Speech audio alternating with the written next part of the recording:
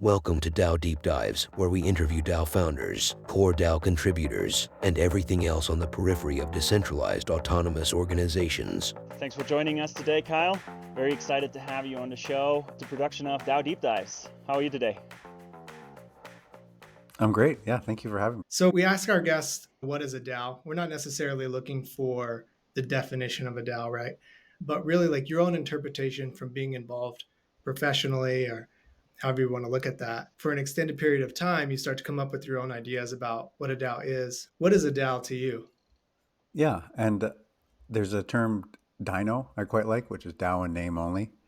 And so there are many organizations in this space that use the term DAO, and they tend to be using it for legitimate reasons, like they service DAOs in some form. But definition of DAO, I'm really leaning into the concept of a physics engine, more specific, a world computer physics engine, but at the human interface level. Cool. So we know what do you think a DAO is. Tell us about your DAO or the DAOs you were involved in. Yeah, so I'm mainly involved in LexDAO, and there are a few guilds that have formed out of LexDAO. So there's LexDAO main, but then there's Kelly DAO and Real World Assets Consortium, and the one I'm spending a big chunk of my time in is the clinic in LexDAO. And I founded the clinic in LexDAO. It's kind of my baby until it gets to the point where it's fully community run. And the clinic is modeled based off of law schools where there's students doing most of the work, like actual practical work while they're in school, so like a little mini firm. And then lawyers are supervising them, making sure there's quality assurance. So a clinic doesn't go fully into legal advice, but it goes quite far. And then the lawyers that are in the clinic or other better fit lawyers can kind of take it that last little bit. And it's working out quite well so far. A lot of just general public legal education is really helpful for people before they actually hire a really expensive lawyer. I really like that. It reminds me of several other industries or practices that are taking a similar approach where you have doctors and nurses when you're in a hospital, and especially like a university hospital where a lot of these students will come in. They learn and they also actually have a bunch of valuable information that the patients don't have. Then, of course, like I think barbers and hairdressing schools, things like that, all kinds of different industries utilize this. So I imagine it works pretty well. It does, and it actually is a much longer tradition for learning how to practice law than law schools. Law schools have only been around since the late 1800s, and I believe the Supreme Court justices on the U.S., it's only been the past 20 years or so that they've actually gone to law school at all. So up till then, it was you just found a lawyer and you worked under that lawyer, and that, so very vocational. Did not know that. I'm not sure how I feel about that actually.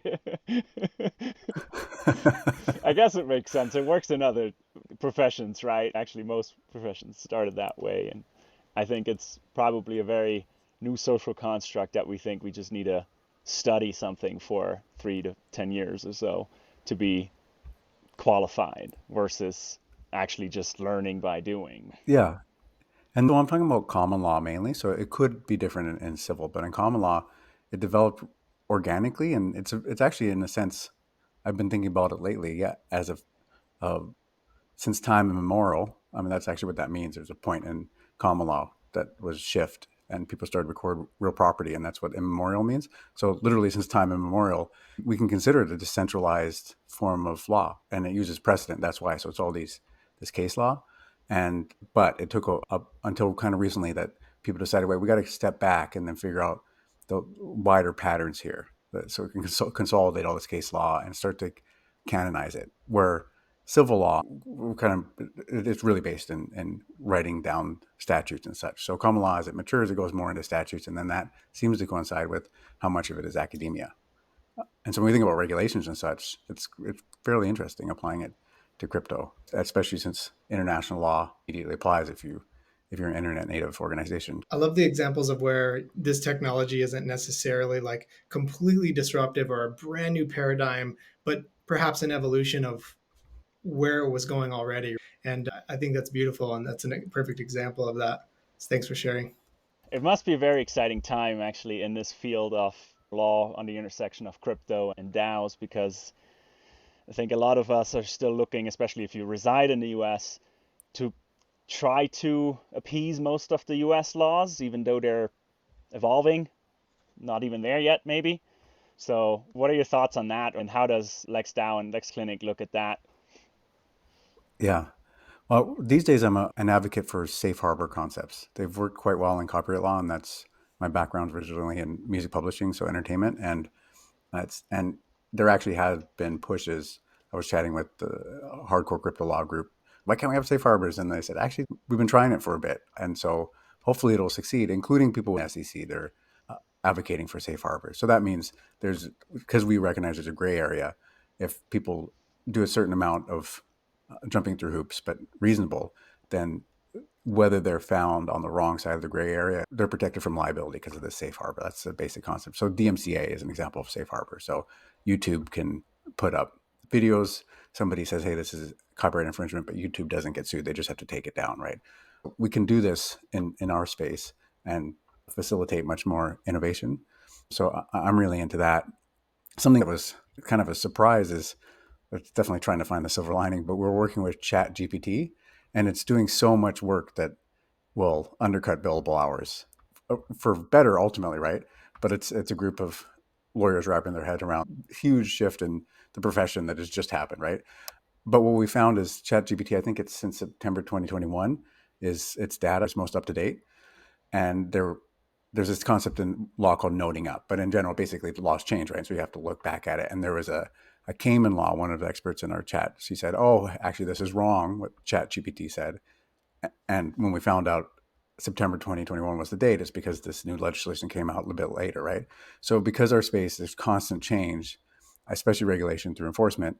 Well, I guess we have more job security than other legal professions with the AI, right? Because it's so fresh that the AI actually has a much higher chance of being wrong. But otherwise, I think that just in general, humanity is dealing with this, that we've built out really only going within a 50-mile radius of our town. I mean, look at languages. Before languages started to become homogenized, and accents would change within around a 50 miles, because that was pretty much your social orbit. And us three were all talking in very different parts of North America. I think we're all in North America, but one of us could be on another continent and we'd have the exact same experience, right? And I mean, the internet's only been around like 20 or so years, and legal has been for thousands of years. And so I think we're all struggling with that in a variety of ways in our culture. And law is obviously one of the more important officially expressed ways that we're supposed to socially interact, social contract, that kind of stuff. So it makes sense that it's going to be more highlighted with these frictions. A global community you find your niche that before it was just you, and now you can find 1,000 people around the world that have that same niche, right? So lots of people, it's been fantastic for people radicalized because of this kind of stuff, right? So there's lots of phenomena that are occurring because the internet has made such a big shift. So, I'm curious, how did your journey go from like just practicing or being involved in law in any way, shape, or form in the regular world to now joining something like LexDAO? Tell us about that journey. Yeah. So for me, actually, the nice thing about joining LexDAO is I would tell people my career path is, hey, I have a law degree. I'm constantly in law. And so, yeah, when I found LexDAO and they just said, we're legal engineers, that's what we're called. And so I found this niche. I only knew myself, but then because of the internet, I found a large community. And like way back when CryptoKitties came out, the NFTs, I went to that opening party because I went, oh yeah, I've been waiting for this. So it was more music industry contracts based on my experience of really expensive and impressive lawyers writing agreements that are as complicated as NAFTA, but then only like a dozen or so people look at them. And a fail point I saw when I was working in that industry was that we would have these really, sophisticated, amazing contracts, and then the lawyers would hand it off when the deal was done, signed, inked. Everyone's happy, but now it's time for the admin to actually execute the deal, right? And everyone, all lawyers, everyone's gone. They're on to the next deal, closing the next deal. And so admin just takes clauses without a legal background, right? And this is really complicated law. And so then, but they were just copy pasting into Excel spreadsheets and then off and running. And so I went, oh, if there only was an API and they just hit a button and it populates appropriately. And then they also get notices when there's certain filing term, all that kind of stuff, right? So that I'm just really happy being in LexDAO. I've found quite a few like-minded individuals, and it's really fun to experiment with these DAOs and do these kind of architectures that before there wasn't, well, the marketplace wasn't ready yet. I just want to hit on that real quick. A lot of our listeners might not be super familiar with it, but in short, can you tell us what is a legal engineer? Oh yeah. So legal engineer is someone who's doing, well, so far it's been just writing software. So that kind of engineer, like a software engineer. But while the person is being a software engineer, they're also contemplating the legal consequences. And oftentimes the apps they're making it's like law tech. And so DAOs are very much that, because DAOs deal quite a bit with governance. And if the DAO decides it's say a C corporation and has bylaws, then if it's put on chain, it's kind of like taking a board game and making it into a video game. But that's very similar to what's going on right now. And so the legal engineer is the person that, if we think of like civil procedure, like when someone goes to court and they have to do this, that, and the other thing, like a board game. And so a lot of law is writing rules and like Dungeons and Dragons, basically like people playing high stakes Dungeons and Dragons. Then it's basically that's what's happening with legal engineers. We're the ones that are putting that stuff into video game mode. And did you guys go through any pivots with your DAO before kind of landing on the current version? Yeah. So what I find, it's like quite amorphous. So pivoting doesn't even have that kind of focus that kind of facilitates pivoting. It's more the community as a blob can understand itself, has a better self-reflection. So for LexDAO, the most important thing is we're recognizing that we're a social club. LexDAO itself, it's where people can have that organic networking and just find common hobbies and such. And it's when it works well, and we've had this a few times already, we then make those guilds when those ones are more focused, and those ones can, I think, more likely have that kind of pivot thing. So yeah, the main thing is just recognizing, oh, LexDAO, why are we trying to be a product or all these other things? Let's stay the club. Let's then make these other well-defined guilds. And that's really helped our vibes stay right. So yeah, there we go. It's more vibes than pivots. I really appreciate the distinction between pivoting and what you're calling morphing. I like that a lot. Would you say that your DAO has a business model? Yeah, we do. So because we're a club, it's that business model. So membership fees, and then we do a lot of public good work. So donations, so almost like PBS, right? And so we kind of are bothersome when we do the Gitcoin drives, and also we're doing more stuff where, well, the guilds take on certain roles, and then there's a reciprocity between the guilds. So like, for instance, the clinic, it's a service DAO. So the clinic will take hourly rates, and the students have low hourly rates, and the lawyers have high hourly rates. And then we're building out office hours and other DAOs. Our first client, we can't announce it yet, but it's a fun NFT marketplace. And they're the first one that can take this kind of membership, and it's internet native organization membership. And it's way more expensive than just a traditional member. But we do things like quite a few hours in the clinic, whatever work they need done, and then also actually going to their DAO and AMA kind of stuff. And so yeah, we're diversifying our revenue. So with that being said, the club kind of is the structure currently. Other than that, there's not necessarily like a legal structure. But I do know like you have an LLC for another part of it. You've obviously looked at things like Wyoming and other types of laws and thought about the different types of structures and maybe even the fact that the structure could change later according to how you grow, maybe with your treasury and things like that. Can you just elaborate on some of those thoughts? Definitely, yeah. Yeah, so this is getting more into the legal nitty gritty, but that is an aspect of when we have other guilds, is whether it should have a different legal entity. So the clinic will soon be a 501(c)(3) if everything works out, and also a C corp. But that's because it's actually doing services, and these services are related to uh, legal advice. I mean, we don't want to do it, but we're flirting with it. So it's better that we have that extra level of just, yeah, fine. We're Nexus in the US. We're going to be fairly traditional here, not rock the boat. There's another group I'm in, DAO Coalition, and the coalition itself, even though it's for DAOs, is as traditional as possible because we want to talk to Washington, D.C. So we don't want to rock the boat at all. even on like using crypto financially. Um, our whole point is to advocate for DAOs, and that one is a 501c4. And so LexDAO itself is an UNA, and it's a Wyoming UNA, and it's 501c6. So that's its club. And then we're working with groups in the clinic. One is pretty exciting, and they're going to try to be a UNA that's a 501c3. And they're a pretty good candidate with their fact pattern because it's very clearly educational and just giving kind of consumer reports. So it's low risk. So that'll be great if that works out. And one of the nice things about UNAs is people can stay way more anonymous, and there's not as much paperwork to file. So yeah, so we actually experiment a lot in that. And Kelly, our DAO summoning platform, that guild, it's its own entity as well, and it's more of just a straight up traditional corporation. That one, we've got a wrapper. Well, you can do a legal wrapper when you spin up the Kelly. That's kind of one of its differentiators compared to the other DAOs. It's on the Moloch V3 framework, like DAO houses and such. But it also, we've got wrapper.wtf, so wrapper without the ER at the end, just PR at the end, .wtf. And that one, we've got a list of a few different legal entities that people can put in their own DAOs if they like. And we're building out more legal templates that will work for other DAOs. Like we're chatting with someone who's on Colony, and so we actually have to change these templates a little bit.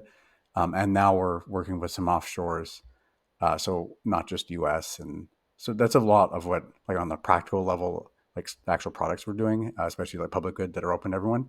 It is very much what are the legal entities out there, not just for what we need, but for what the wider community is asking of us. And actually, this is a question we usually ask towards the end, but I think it's super relevant right now. If anyone is in that process right now, either from a incorporation perspective or other avenues or other angles in their DAO, they would benefit from advice for, what's the best way to get in touch with you guys? Just join the Discord, or how does it work? Yeah, it's pretty much just join the Discord, and you can get there with LexDAO, LEXDAO.chat, and that'll send you directly to Discord. But if you forget, we're also on Twitter, so you can find us on Twitter and then probably make your way there. But yeah, LexDAO.chat, and that drops you right in our Discord, and that's pretty much where everything happens. And I'm Best Ape on there, so if you look for Best Ape, ping me. I'm happy to answer questions. So let's shift gears. We talked about legal structures. Let's talk governance. What governance systems do you guys use at LexDAO? And then let's take the conversation from there for the next however many minutes. Yeah.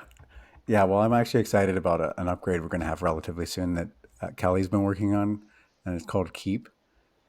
So Kelly will have the Keep Guild system, and that'll be a lot of fun. Right now, what we have is we have an operating committee, and then we've got the safe, and we've got the one safe that has most of our capital in it. And then 4 out of 9 in the operating committee have to sign off on sending out capital. But then also on the other side, having the whole DAO vote stuff, that is a big lift on governance. And so what I've done a lot in the clinic, especially because we have to move really fast, is at the speed of business. Instead of having this monolithic treasury, having a lot of different treasuries that only have like 3,000 in it or something like that. And then that's a multi-sig of just 2 out of 3. The way I've got it is that there's the origin who put the capital in, and then there's next the party that's moving it, like say paying contributors, whatever, and there's fix, and that is a party that only if things go awry then they step in. And I'm that's a legal engineer kind of architecture, because I'm thinking, how do functions work in like a Turing complete kind of thing, but then also what are the legal governance considerations, like who has obligations, responsibilities, that kind of stuff. So we'll see how this goes. So far it's going pretty good. There's 2 out of 3 and each one of those roles, and it's fairly flexible who the different projects we have can fit into that origin, next, and fix. But basically, yeah, just using Gnosis safes. And then with Kelly DAO, that's where we have tokens, but all tokens we're using for the most part are non-transferable.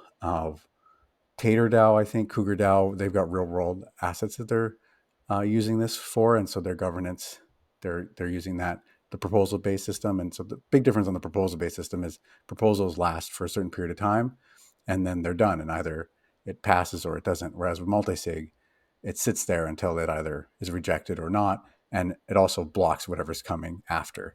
There's a big difference there, but at those fundamental reasons of proposal compared to multi-sig. Something I'm really influenced by right now is Ox Justice focuses to turn up coordination, turn down governance.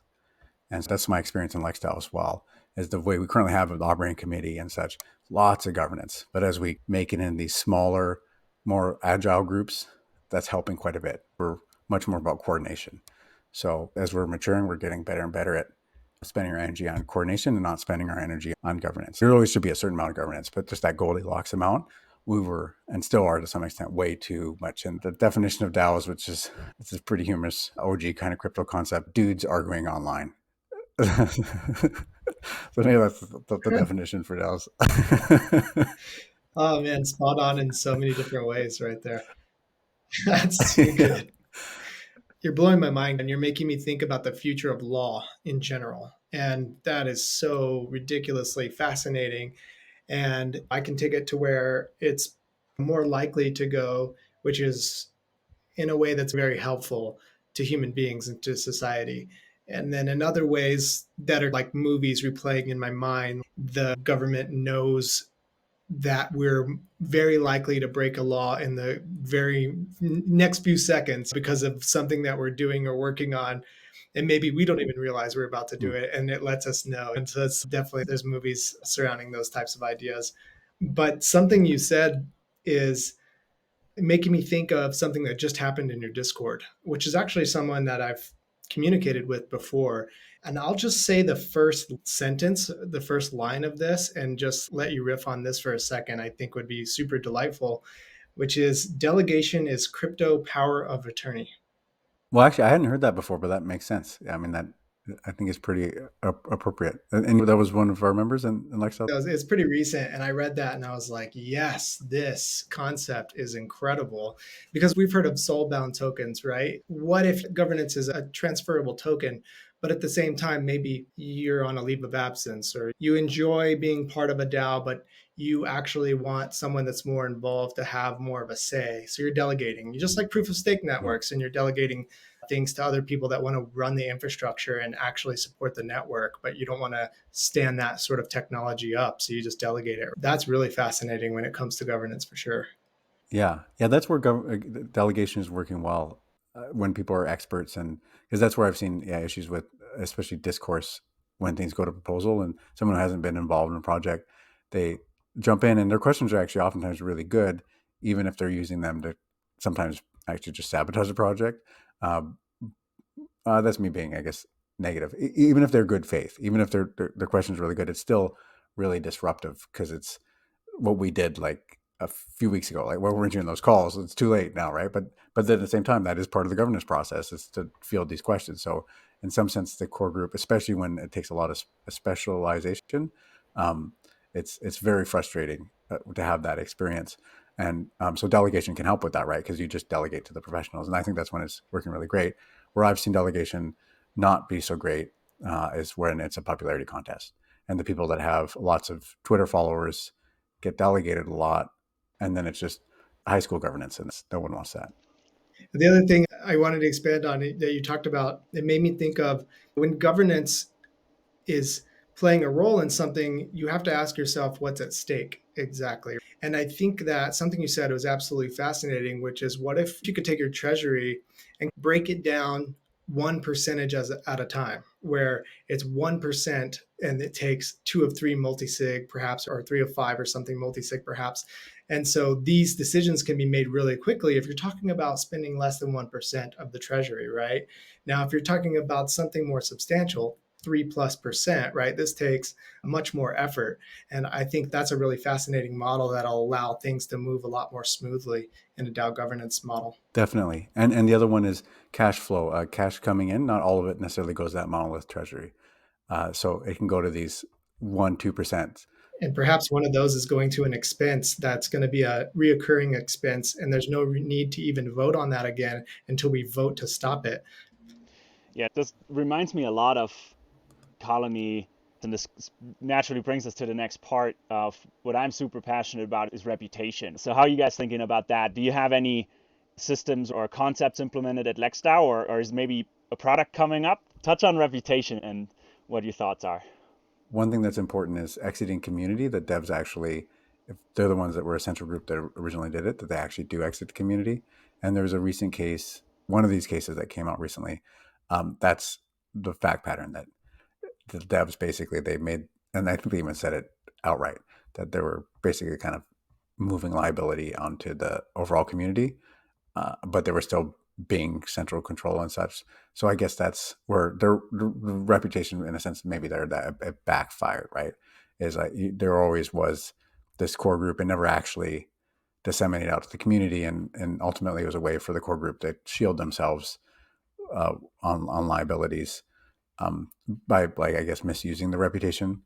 But as far as like cool products go, we are trying to revive Source Cred. That one, I think it's been shelved a bit, or it's just like on a simmer at least.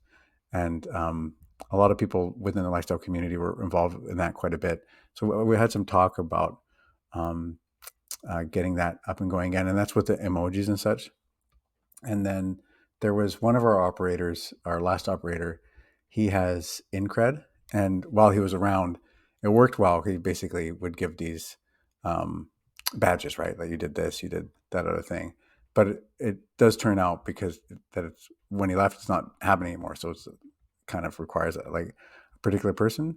So I think actually, if I'm to be quite honest, that's where we're probably at the weakest.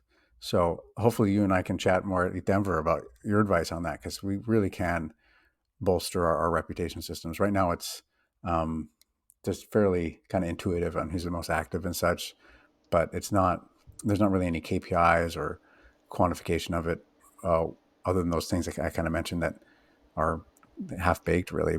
And I do believe it's harming us in how much we can like expand the core contributors. So we got to fix it. It's a tough area, right? Because you have this cold start problem, and then you have the technology problem that if we somehow magically would know who has what knowledge in a trustless way, then sure, then would be easy, right? Now we just write a smart contract that makes the decision based on that.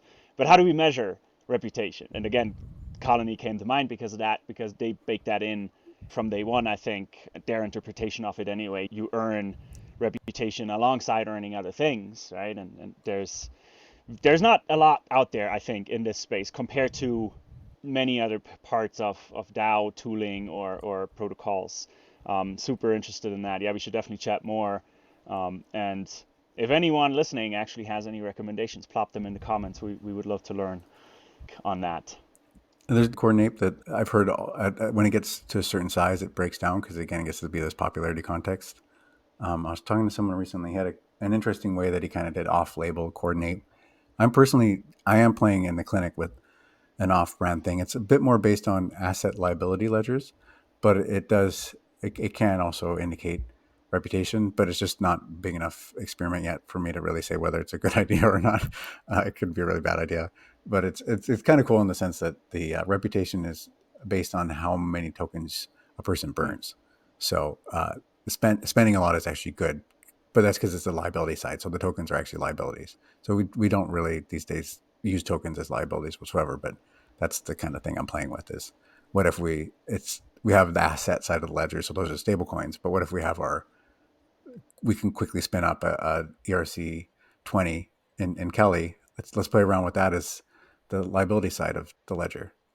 If it works out well, it will be a way to kind of help with reputation. But yeah, it's really tough problem, the reputation thing. It's really easy to game it when it gets to any like scale. It used to be cool in crypto to test and prod. So what's up, man?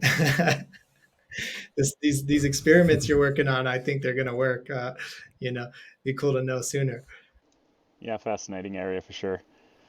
You mentioned tokens a couple times for mostly the guild projects, I think, but does LexDAO have its own token or no? It does not have its own token. Some of our top legal engineers have done some really amazing token work. LexDAO itself, um, because we're representing the crypto lawyers, our investigation tokens should be probably more reserved than others. So what would you say? this is kind of a question that tests how DAO is your DAO in the first place, but how much of your DAO runs on smart contracts? Well, I mean, like all those safes and Kellys, those are smart contracts. So that, yeah, and then our membership is NFTs, so smart contracts, and then we we're gonna get better at it though. So I guess the things I was griping about earlier with all that um, too much politics with the way we're structured right now, we're all aware of that, and we're getting more and more into smart contracts. I guess maybe from an outsider perspective, we're running a lot on smart contracts, but as a legal engineer and seeing the kind of balance between legal engineers and crypto lawyers in the guild, I really want us to lean in even more with smart contracts. But again, they're on the way via Cali. It's just um, things take developing things always take longer than one uh, Yeah. expects, right? And So so, speaking of, yeah. what tooling are you currently using? And then I'll plant a seed for you, which you would maybe get to anyways, which is like, what about for accounting and payroll and things like that? How much have you thought about that with smart contracts? That's now where we're maturing into that. So we kind of for a while there we were not we didn't have any capital, I don't think. And then this past year we started, or like it was just very nominal. No one really we didn't charge for membership, but starting in 2022 we charged for membership and other things. So I think we're only before then making bringing in any revenue by having interviewing potential clients, what have you.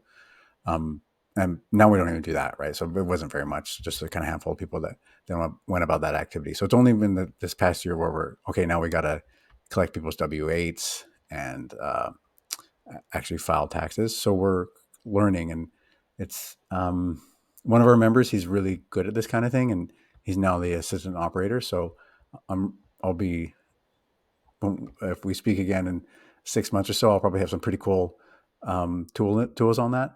But right now, the best one is we use is Parcel instead of Gnosis Safe. It only works for Ethereum main chain, but it still allows us to categorize transactions, and it just the user experience makes a lot more sense. I think in a year's time we'll finally go like, oh yeah, it's a lot easier to do accounting. But at least for DAOs particularly, I think accounting's gotten better already for just crypto trading, that kind of thing. But for like Coinbase, for instance, they pop out reports at the end of the year and such. But yeah, for DAOs, especially non-custodial DAOs, just out in the wild, it's I haven't seen anything that great other than Parcel. That's hardly anything. And then or there's request finance for like actually invoicing.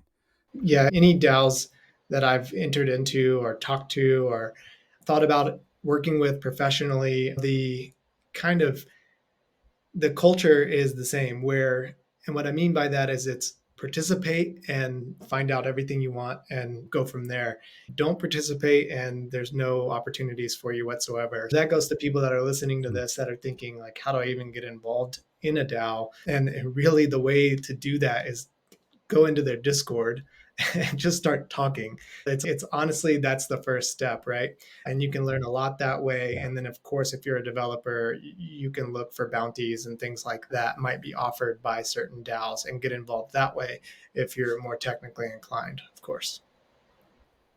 It's a great point about actually reputation. That's something that we're going to build out in LexDAO. I'm seeing more and more groups doing that. Is really easy bounties to basically a probation period in a traditional kind of entity, right?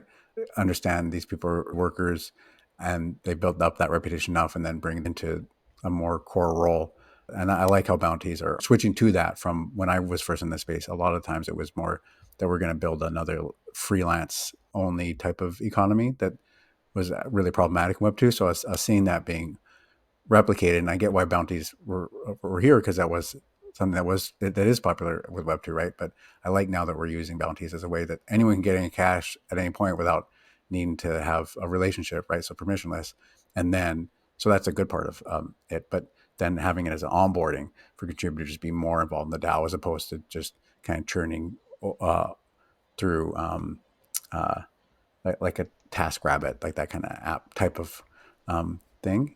So yeah, so that's really, I think, a positive. Um, yeah, and then but yeah, showing up is half the battle. It totally is, and also conferences. Hmm. Like those are to actually build that bond with people, especially because we don't actually get interact with each other in physical space very much. The people one meets actually and gets to have fun with, it's silly, but it actually makes a big difference in maintaining those working relationships by just showing up to the conferences. And it's a lot easier to break the ice when someone's physically standing next to you. Totally. Yeah. We were going to get to that anyways and double down on it, like how do people get involved with your DAO? But I think that real quick, how do you manage community? Is that an integral part to your DAO? And do you have any thoughts on community management in general? It definitely is. For the clinic is a service DAO, so it's all about finding teams that work well together, and finding jobs for them and such. So that's a lot of community building. Well, and then LexDAO main, we really need to continue to focus on that. And that's where, we're saying before where we pivoted. That's I would say we really have to prioritize community. So we recently just started a comms committee, and we're hosting events at Eat Denver, and we're just really going, okay, we have a happy hour every month now, and we're taking it more seriously, especially because lawyers often forget to have fun. So I think Sven might have mentioned something like that before we started recording, which was like, we're talking about law, okay? It's not too exciting. Let's just sit forward and then we were kind of joking, of course. And No emotions, no fun to be Yeah. had. put the fun in lawyer sort of thing. We're gonna figure it out. So I appreciate that. I'm excited to see what you guys do running into you at conferences such as the Denver. So people can get involved with your DAO by joining the Discord, by hitting you guys up, by just Google searching your name and figuring out more about you. Yeah, and then use some of our products. So what I'm focused on in this is the interpersonal aspects of the DAO, but there's that Kelly DAO where you can play around with the DAO and Polygon or something like that. It's really cheap, so you can do one up and have fun. Like, it doesn't have to be anything material, and then we've also this I think is a little bit more if you're interested in the business, but with real property experiments with Tater DAO, the real property, that kind of stuff on chain.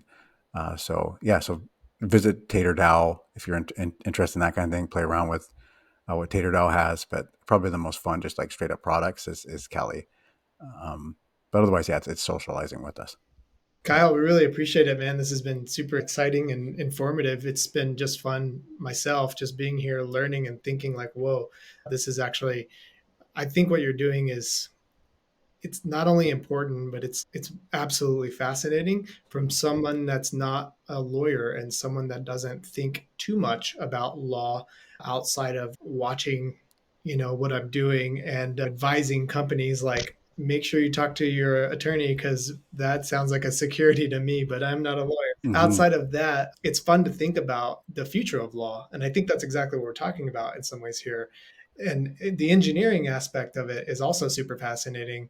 I didn't really think about the engineering aspect before today, really. So thank you for that. Oh, great. Yeah. And actually, when you look in history and think, well, what's a legal engineer? The grandfather of the internet is a legal engineer. So the whole reason we're running this technology was as someone who took the red line drafting concept and applied that to parsing documents, which was SGML. And then Tim Berners-Lee for CERN made it less uptight about whether it would pass if it was a little bit off the code.